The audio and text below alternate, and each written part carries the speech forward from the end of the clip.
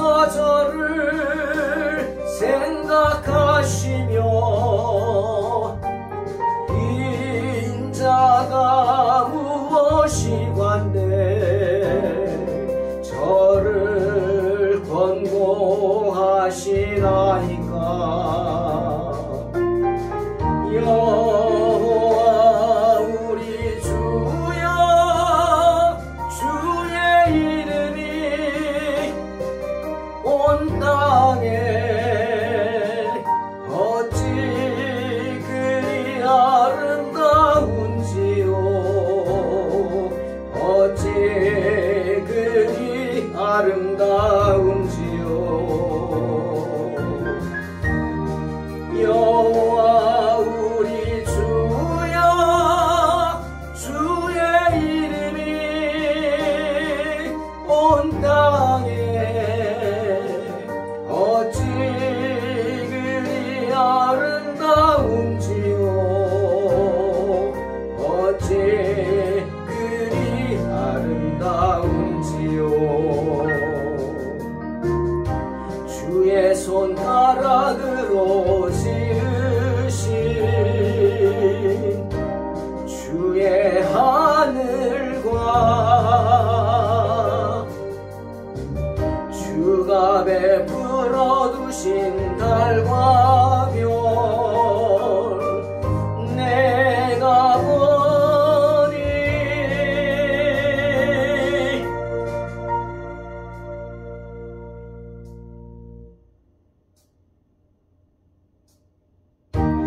사람이 무엇이건데 주께서 저를 생각하시며 인자가 무엇이건데 저를 권고하시나이까.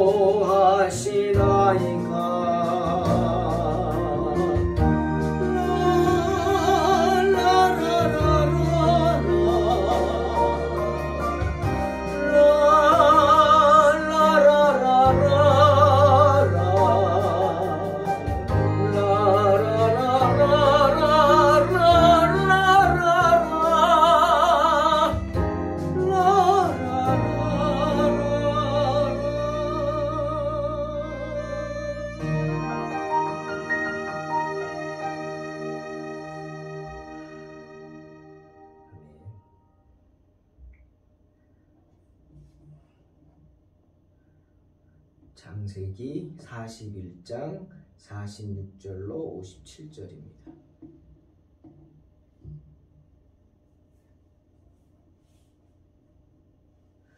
요셉이 애굽왕 바로 앞에 설 때 30세라. 그가 바로 앞을 떠나 애굽 온 땅을 순찰하니 7해 풍년에 토지 소출이 심히 많은지라. 요셉이 애굽 땅에 있는 그 7년 곡물을 거두어 각 성에 저장하되 각 성읍 주위에 밭에 곡물을 그 성읍 중에 쌓아두매 쌓아둔 곡식이 바다 모래같이 심이 많아 세기를 그쳤으니 그 수가 한이 없음이었더라. 흉년이 들기 전에 요셉에게 두 아들이 나되 곧 온의 제사장 보디베라의 딸 아스낫이 그에게서 낳은지라. 요셉이 그의 장남의 이름을 므낫세라 하였으니 하나님이 내게 내 모든 고난과 내 아버지의 온 집 일을 잊어버리게 하셨다 하며 차남의 이름을 에브라임이라 하였으니 하나님이 나를 내가 수고한 땅에서 번성하게 하셨다 함이었더라. 애굽 땅에 7해 풍년이 그치고 요셉의 말과 같이 7해 흉년이 들기 시작하매 각국에는 기근이 있으나 애굽 온 땅에는 먹을 것이 있더니 애굽 온 땅이 굶주림에 백성이 바로에게 부르짖어 양식을 구하는지라. 바로가 애굽 모든 백성에게 이르되 요셉에게 가서 그가 너희에게 이르는 대로 하라 하니라. 온 지면에 기근이 있음에 요셉이 모든 창고를 열고 애굽 백성에게 팔세. 애굽 땅에 기근이 심하며 각국 백성도 양식을 사려고 애굽으로 들어와 요셉에게 이르렀으니 기근이 온 세상에 심함이었더라. 아멘. 요셉은 바로의 꿈을 해석해주고는 그 지혜와 명철을 인정받아서 애굽의 총리가 되었습니다. 바로 다음으로 큰 권세를 받게 된 겁니다. 그런데 여러분 한번 생각해 보십시오. 요셉은 이방인입니다. 그리고 애굽에서는 종으로 종살이를 13년간 한 사람입니다. 그것도 감옥에 갇힌 죄수로서 지낸 사람이죠. 근데 그런 사람이 애굽 전역을 다스리는 총리가 됐습니다. 그러니 애굽 사람들이 요셉을 어떻게 생각했을까요? 정말 존경하고 따르고 그랬을까요? 처음부터? 아니죠. 당연히 무시했겠죠. 시기했겠죠. 정말 요셉을 제대로 인정해주지 않았을 것입니다. 하지만 그 애굽의 사람들은 바로가 아무 배경이 없는 요셉을 온의 제사장이면 귀족이죠. 그 보디베라의 딸을 아내로 주면서 제사장 가문과 연결시키는 것을 보고는 매우 놀랐을 것입니다. 아마 그때부터 긴장했겠죠. 이제는 요셉의 백그라운드가 제사장의 가문 아닙니까? 그리고 또 하나, 요셉이 예언한 대로 7년의 풍년이 끝나고 무서운 흉년이 시작되는 것을 보면서 요셉을 두려워하기 시작했을 것입니다. 그렇게 되기까지 7년이라는 시간이 걸렸죠. 7년 동안 애굽에는 온갖 풍년으로 아마 그 시간이 요셉에게는 힘든 시간이었을지도 모르죠. 사람들이 그 풍년에 빠져가지고 흉년을 기억도 못하고 생각도 안 하고 요셉을 비난했겠죠. 하지만 요셉의 예언이 성취되면서 그것도 그 무서운 흉년, 7년의 풍년을 다 잊어버릴 정도 그 흉년이 오면서 요셉을 두려워했을 것입니다. 하나님은 요셉에게 애굽에서의 축복을 허락하십니다. 그래서 13년간 종살이하고 마치 고아와 같이 된 요셉에게 가정을 주십니다. 아스낫을 통해 두 아들을 주시죠. 바로 므낫세, 에브라임입니다. 첫째 아들을 낳고는 요셉은 감격을 했겠죠. 지난 13년간의 종살이, 형들의 배신, 그런 미움의 감정이 그 첫째 아들을 보는 순간 사라졌을 것입니다.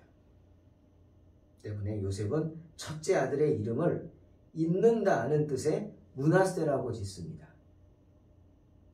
그리고 이어서 둘째 아들을 낳고는 그 이름을 에브라임이라고 지었습니다. 에브라임은 번성하다는 뜻이죠.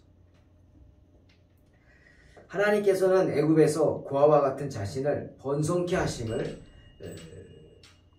찬양하기 위해서 하나님께서 애굽에서 요셉을 번성케 하셨죠. 그것을 찬양하기 위해서 에브라임이라고 이름을 지은 겁니다. 하지만 여러분, 요셉의 육신은 편했죠. 하지만 요셉의 마음은 여전히 불편했을 것입니다. 애굽이 고향이 아니기 때문이죠. 그의 마음은 여전히 가나안 땅에 있었기 때문입니다.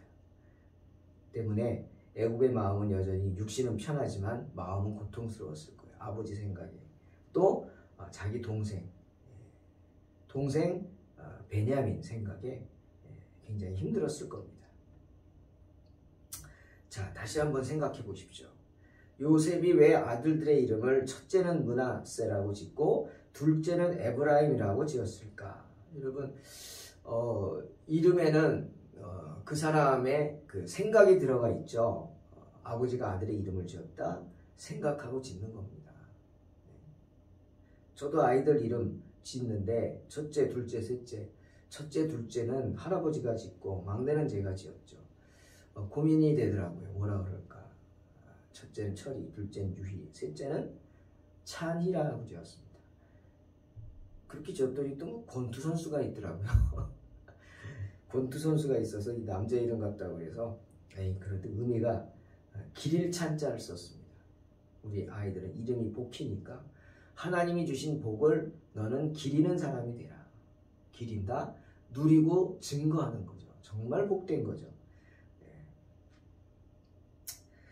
요셉도 마찬가지입니다. 므낫세, 에브라임, 요셉의 신앙 고백입니다. 요셉은 아들들의 이름을 통해서 하나님 앞에서 자신의 믿음을 고백한 것입니다. 므낫세입니다. 잊는 겁니다. 지금까지의 모든 고통을 다 잊겠다. 하나님 앞에 다짐하는 겁니다. 이제 이곳에서 아름다운 아내를 주시고 그 아내를 통해서 아들을 주셨으니 이제까지의 모든 그 마음, 미움, 고통하는 마음, 그 마음 다 버리고 잊겠다. 그리고 에브라임입니다. 그 고통이 나를 강하게 만들었다는 고백이 아닐까요? 그래서 주님이 주신 복을 받을 수 있었다라는 거겠죠. 그래서 애굽에서 창성케 했다는 것. 사랑하는 성도 여러분, 기억하십시오. 고난과 항상 함께하는 게 있습니다. 뭡니까? 축복입니다. 아멘. 고난과 늘 함께하는 것은 축복입니다. 왜 우리 어른들이 얘기하잖아요. 고생 끝에 뭐가 있다? 낙이 있다 그럽니다. 성경적입니다. 그 고생을 참고 견디면 마침내 기쁨이 옵니다. 하나님이 허락하신 고난을 감당하면 그리고 이겨내면 마침내 하나님이 복을 주십니다. 그 고난을 견뎌낸 자 뒤에는 항상 창성함의 축복이 있는 줄로 믿으시길 주의 이름으로 축원합니다. 때문에 시편 34편 19절에서 시편 기자도 의인은 고난이 많으나 여호와께서 그의 모든 고난에서 건지신다 말씀하시는 겁니다. 또 시편 71편 20절에서 우리에게 여러 가지 심한 고난을 보이신 주께서 우리를 다시 살리시며 땅 깊은 곳에서 다시 이끌어 올리시리이다 말씀하는 겁니다.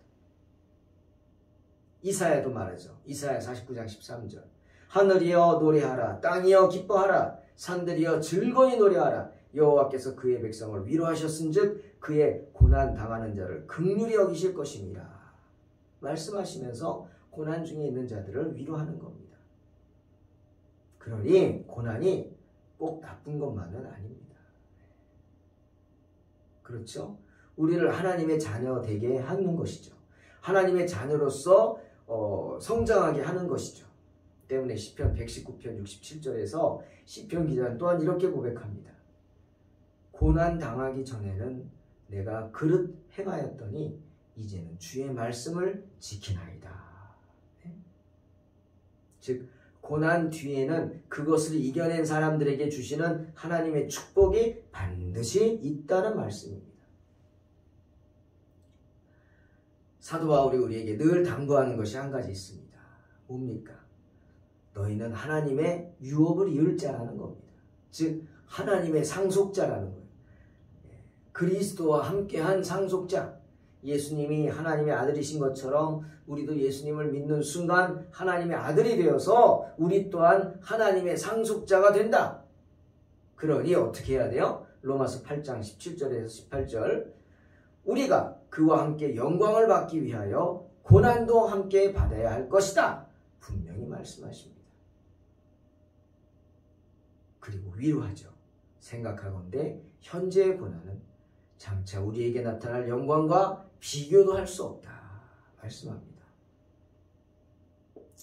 애굽의 모든 고통을 그 명철함으로 인해 지혜롭게 이겨낸 요셉에게 하나님은 놀라운 축복을 주셨습니다. 어떤 축복이죠?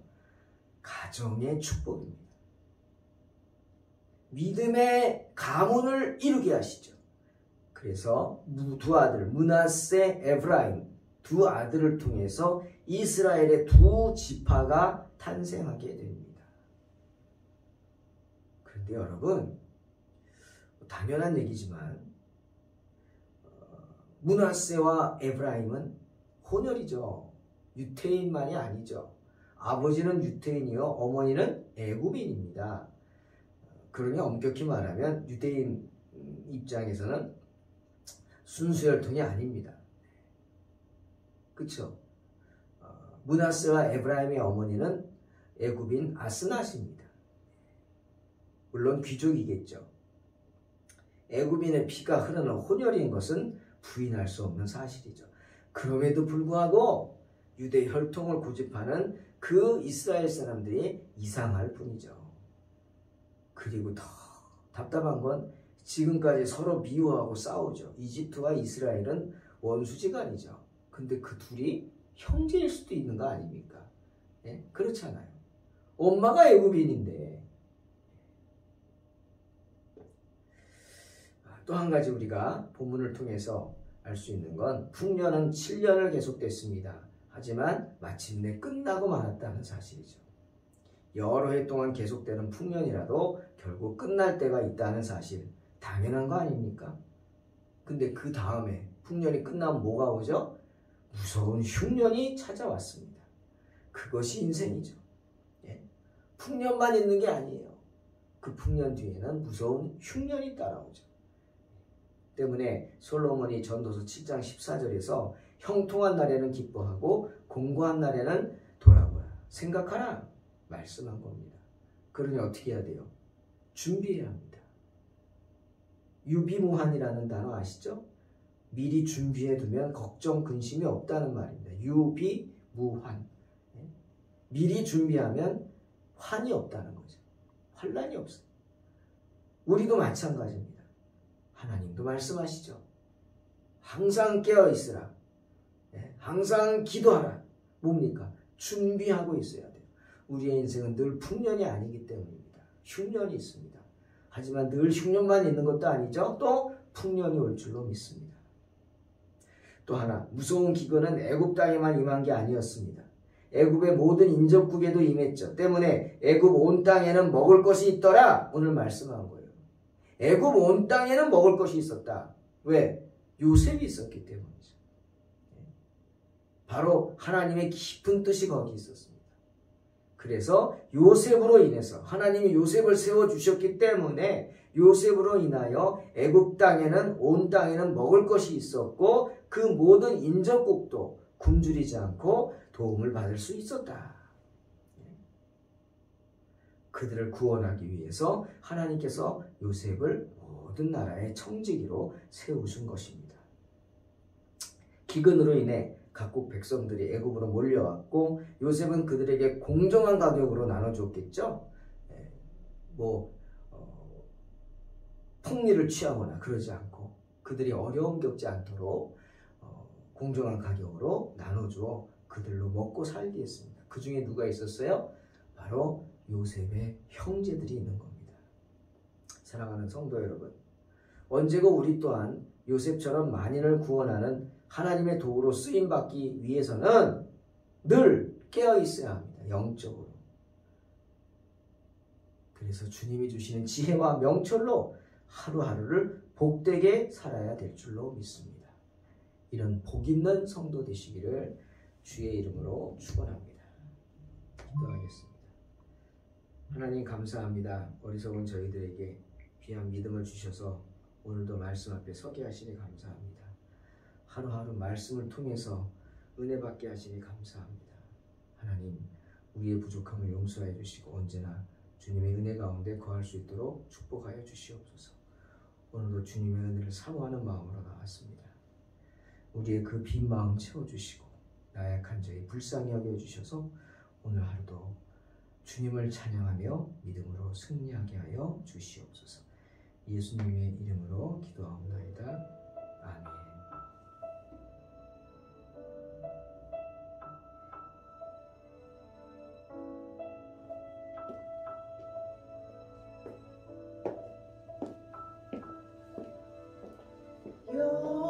여호와 우리 주여 주의 이름이 온 땅에 어찌 그리 아름다운지요 어찌 그리 아름다운지요